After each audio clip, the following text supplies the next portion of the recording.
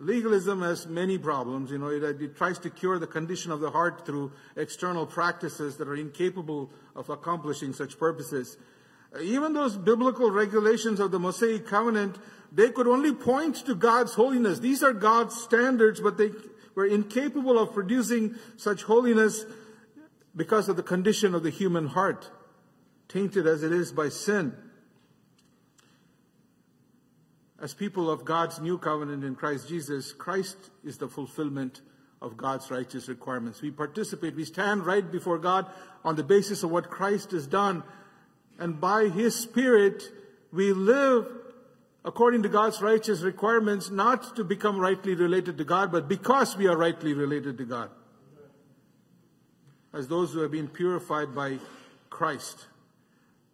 We may forget that no one is justified by the works of the law. We may forget that it's only by the grace of our Lord Jesus Christ that we are saved.